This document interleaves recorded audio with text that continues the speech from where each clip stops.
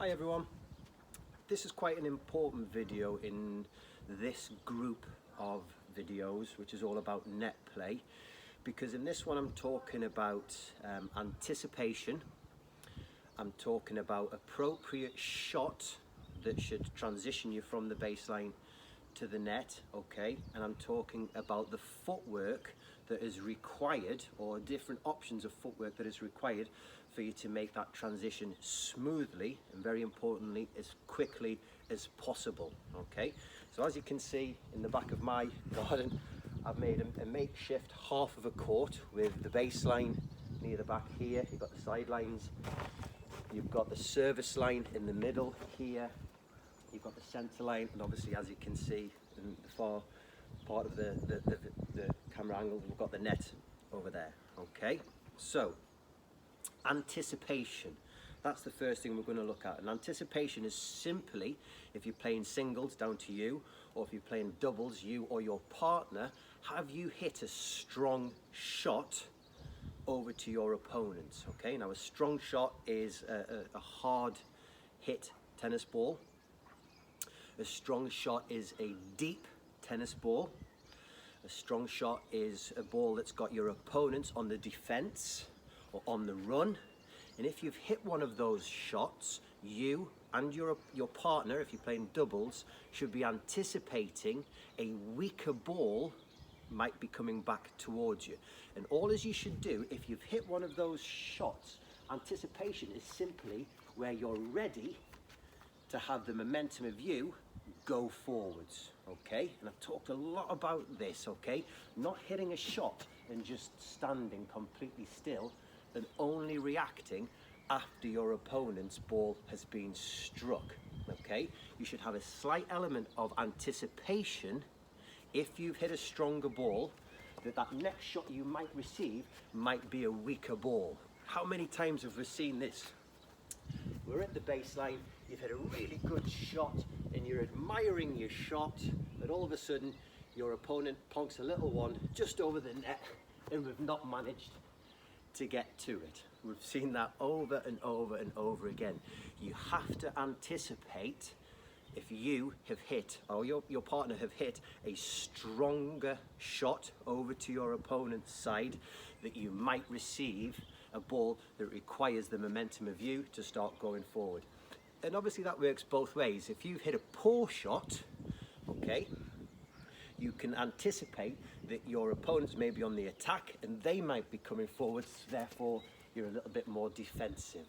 Okay, so that's from an anticipation point of view of, percentage-wise, you might get a shorter, weaker ball that you can attack. Okay, so the next thing is, what type of ball is that? Okay, as you can see, service line, baseline. A shorter ball is basically a ball that requires you to move from the baseline past halfway, closer to the service line and into the net position, past the service line here. Okay, if your feet are required to come past this halfway mark, so it is nearer to go there, then that should be a trigger point of you striking that ball and getting into that net. Okay, so let me give you an example. I'll do it as if I'm playing singles. If I'm striking a ball near this area, I should be hitting the ball and staying at the baseline. If I've got to take a couple of feet in and striking a ball, I'd probably hit that ball and again stay at the baseline. But if I'm required to run to that halfway point, I should be hitting that ball with momentum of me on the way forward into the volley area. Okay? The real key thing is that you're going to try and strike that ball with momentum of your body going forwards. Okay? And again, we see this a lot at the club. Running up to the ball, stopping, striking the ball, watching it first, thinking not a bad shot, oh, I'll react. That's wrong, okay? If you've received a short ball, you should be trying to strike that ball with momentum of you going through it, okay? So if I'm here, think about the things that we've talked about in the ground stroke videos. Preparation by the time you start setting off. As I go to hit that ball, I'm going to hit it with my body momentum carrying on coming forwards, okay? And a good little thing to practice when we can get back on the tennis courts to tell you whether you're doing it correctly, whether you're choosing the correct ball to go forwards on, whether you're hitting it with momentum, is have you got into the net position past that service line and got back to the ready position for the volleys? Have you got into that position just before your opponent strikes the ball back at you? If you have, then you are doing that transition process well, okay? If you're only getting to here as your opponent strikes that next ball at you, you're either being too slow, so get a bit quicker, get those feet going a bit quicker, or you're choosing to move from the baseline to the service line off the wrong ball. And sometimes I see people do that. They're trying to go to the net when their feet are striking the ball from only just inside the baseline. You're giving yourself too much area to cover to get into this position, okay? Yes, you'll see the professionals approaching from just a couple of steps over the baseline. They've got the momentum going in towards that shot, and you'll see them approaching the net. They're quicker than us, I'm afraid, okay? So just choose a bit more of an appropriate ball to go on in. And a good little point, like I said, is halfway between the baseline and the service line, okay? And like I said, I'll repeat that. A good way to gauge whether you've done it correct is that you've got past the service line, you've got into the volley ready position, which is obviously we'll go through in the volley videos.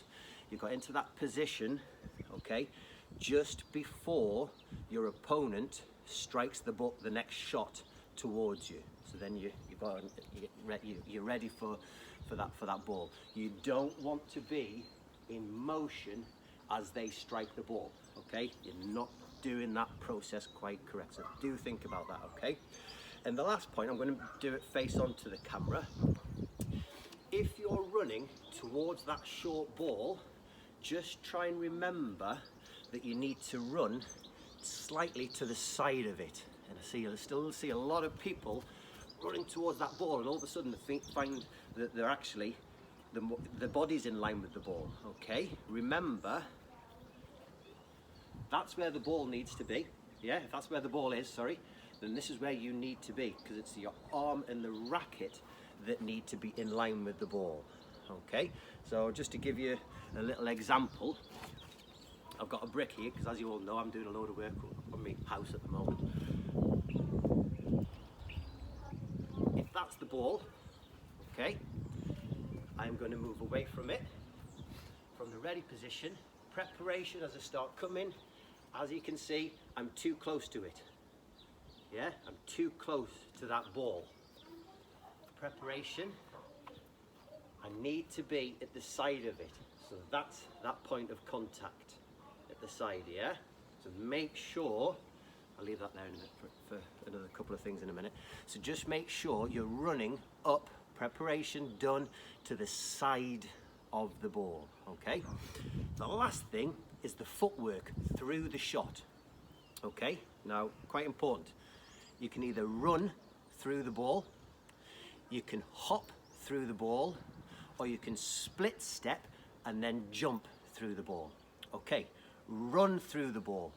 Run through the ball is if you're at the baseline and that short ball that you have just received is short, okay? You got to get running, okay? So watch as I swing my racket, watch my feet, okay?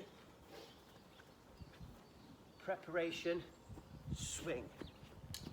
I've just ran through the shot. I'm running to the side of it, but my feet are just running as I swing the racket. Watch again. Preparation, run. Straight through the ball, okay? you'll see a lot of the professionals that actually hop through that process as they're going in. So watch this, I'll do it on my forehand side. Preparation, I plant my foot just as about to hit, and as I swing the racket, I hop onto the same foot before carrying on running through. Watch it again. Prep. One more time, because it's quite an important one. It gets the momentum of you going forward. Prep, plant, hop onto the same foot, carry on. And a great exercise, this is actually a real good one for a workout. Prep, one foot, swing and hop. Swing, hop. And the momentum of the racket creates the hop before you carry on, okay? Real good one to practice. Obviously your backhand, carry on. Carry on, okay? And the last one is when you kind of split step and then just jump and hit through the ball, is when you've received the short ball, but it's quite high and you've got lots of time, okay? You've hit a good shot, you're anticipating it, a floaty ball comes back, preparation, split, drive, and then carry on. And the reason you split and have a little jump is because the ball's bouncing, and obviously if it's a high bouncing ball, the ball's quite high. So you need to jump to then carry on, okay? So I hope that's helped. Little recap. Try and anticipate what type of ball you've hit. Have you hit a good shot? Get ready, you might be getting a short ball back, okay? If you receive that short ball, prep, yeah? Get your body moving up to it. Practice momentum of you going through that shot. Remember, you're on the attack. You want to try and hit an even stronger shot. Don't run up and tap it back over. Really get stuck in to hitting through that ball, okay? And your goal is to hit it with the momentum of you getting past the service line, getting into the ready position before they strike that ball back at you, okay? Hope that helps. Get in the garden, get practice. A bit cooler this week, so get practicing running forwards, swinging at a ball, taking a few steps through it, recover, through, recover, okay? Any questions, drop me a line, drop me a text. See you soon.